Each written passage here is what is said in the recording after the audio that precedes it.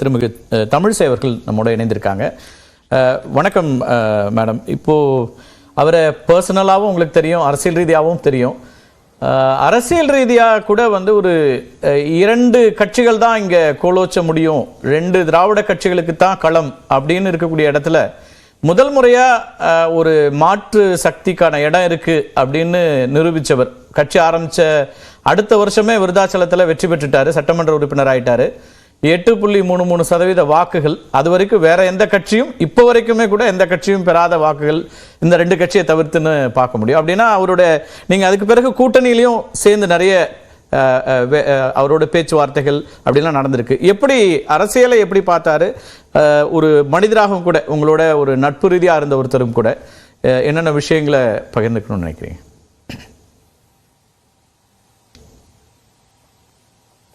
ஒரு அருமையான சகோதரரை இழந்திருக்கிற ஒரு மனநிலையில் தான் எனக்கு இருக்குது. ரொம்ப ரொம்ப நல்ல மனிதர், அவ்வளோதான். அதுக்கு மேலே அவருக்கு சொல்றதுக்கு வேற ஸ்டேட்மெண்ட்டே கிடையாது. நீங்க சொன்ன மாதிரி அவர் அரசியலுக்கு இதுவரைக்கும் யாரும் முறியடிக்க முடியாத ஒரு சதவீதத்தை வாங்கினார் என்றால் அதற்கு அவர் போட்ட அடித்தளம் எனக்கு எப்படி தெரியும்னா, ஒரு 20-25 வருடங்களுக்கு முன்னாலேயே ஞாயிற்றுக்கிழமைகள்ல அவர்கள் தொண்டர்களை, ரசிகர்களை சந்திப்பார். அப்ப தொண்டர்கள் கூட கிடையாது, ரசிகர்களை சந்திப்பார். அப்போ பஸ்ல வருவாங்க. இந்த சாலிகிராமம், எங்க வீடு அவங்க வீடு அடுத்தடுத்த தெரு. பஸ்ல எங்க வீடு கிட்ட எல்லா இடமும் மக்கள் பயங்கர கூட்டமா இருப்பாங்க. அந்த நேரத்தில் ஒரு திருவிழா மாதிரி நீங்க பாத்தீங்கன்னா பலூன் கடை இருக்கும், சுண்டல் கடை இருக்கும், ஃபாஸ்ட் ஃபுட் கடை இருக்கும். அப்ப நான் வயசானவங்களையும் பார்த்திருக்கேன், குழந்தைங்களையும் பார்த்திருக்கேன். அப்ப நான் ஹாஸ்பிட்டல் போகும்போது கேட்பேன், இவங்களெல்லாம் ஏப்பா கூட்டு வரீங்கன்னா, இல்ல குடும்பத்தோடு போட்டோ எடுப்பாங்க, குடும்பத்தோடு எங்கிட்ட விசாரிப்பாங்க அப்படின்னு. ஆக அந்த அடித்தளம் அவருக்கு அரசியல்ல பல சதவீதத்தை பெற உதவியது.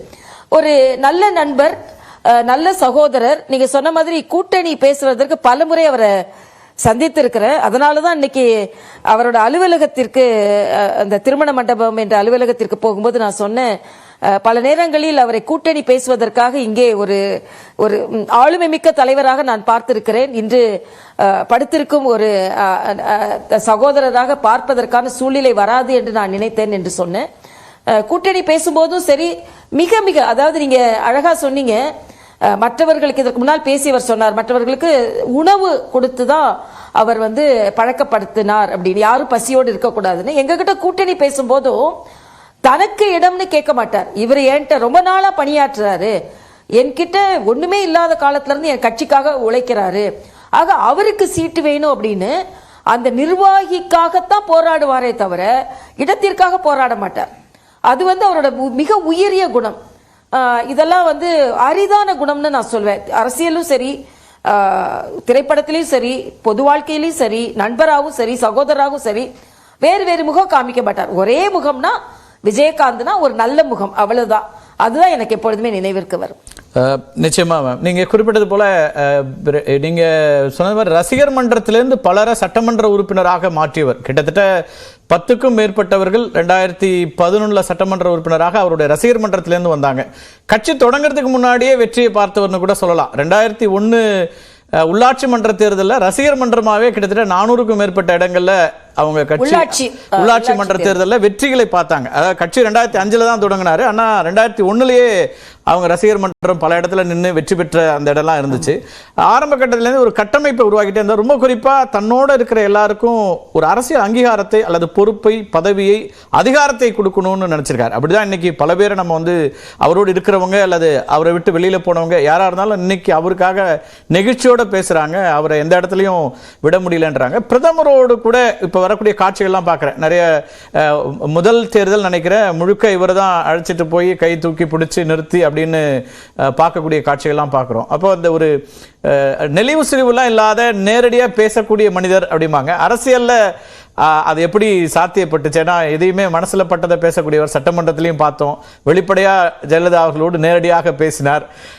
அப்போ கூட்டணி பேச்சுவார்த்தைன்னு வரக்கூடிய இடங்கள்ல என்னெல்லாம் நடந்திருக்குது? அதாவது சுவாரஸ்யமா அல்லது உங்களோட அவர் உரிமையோடு எடுத்துக்கிட்ட விஷயங்கள், பேசிய விஷயங்கள் ஏதாவது இருக்கலாம்? நிச்சயமா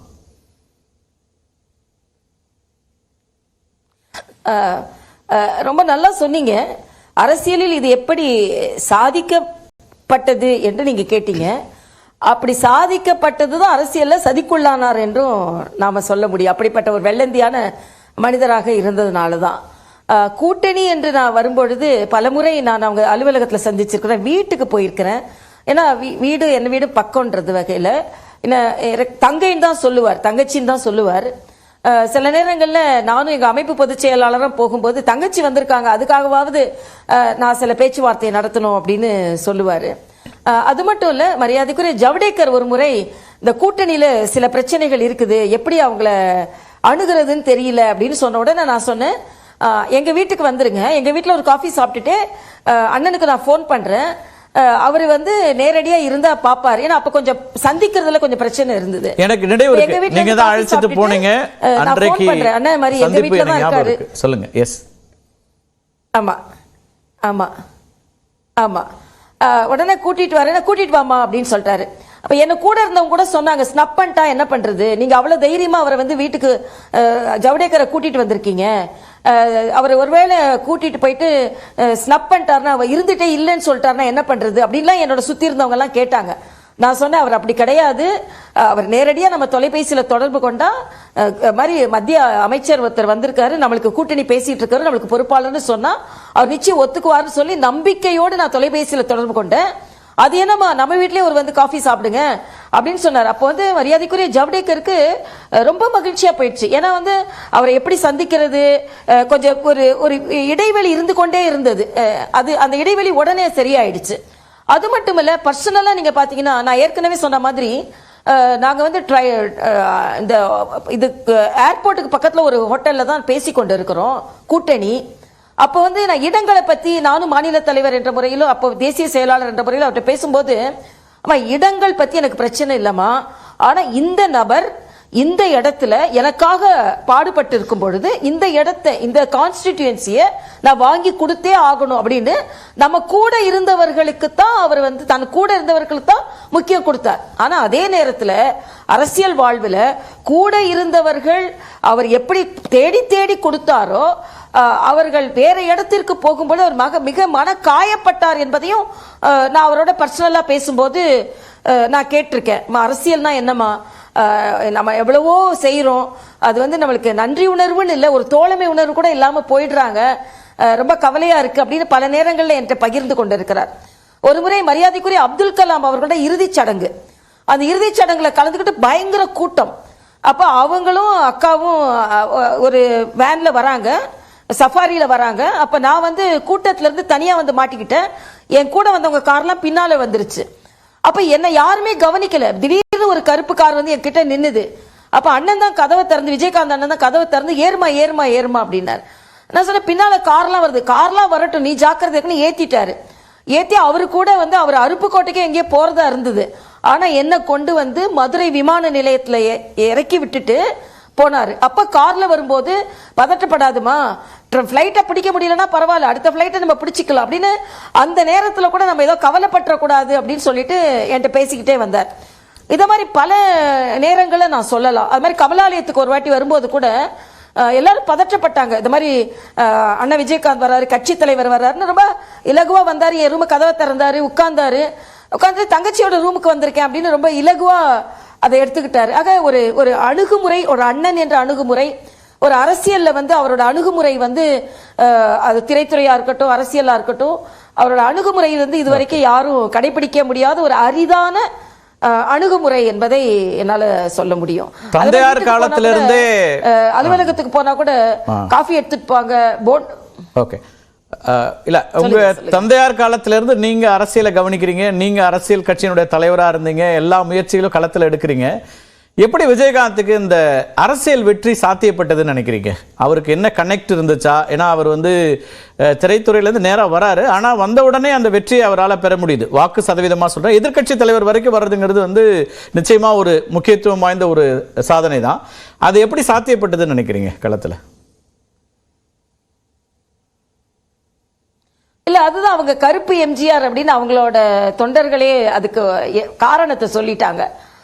நான் அன்னைக்கு எனக்கு ரொம்ப ரொம்ப மன கஷ்டமா இருந்தது என்னன்னா, நான் இறங்கி போறேன், மாதிரி அக்கா நம்ம அண்ணன் நம்மளை விட்டுட்டு போயிட்டாங்க, கருப்பு வைரம், கருப்பு எம்ஜிஆர் அப்படின்னு அவங்க தொண்டர்கள் எல்லாம் நம்மளை பார்த்து பார்த்து ஸ்லாகித்து சொல்றாங்க.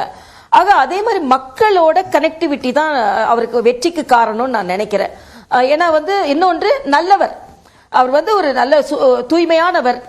அவர்கிட்ட நம்ம அதிகாரத்தை கொடுத்தா மக்களுக்கு நல்லது செய்வார் அப்படின்ற நம்பிக்கை மக்களிடம் விதைக்கப்படும் அளவிற்கு அவர் நடந்து கொண்டார் என்பதுதான்.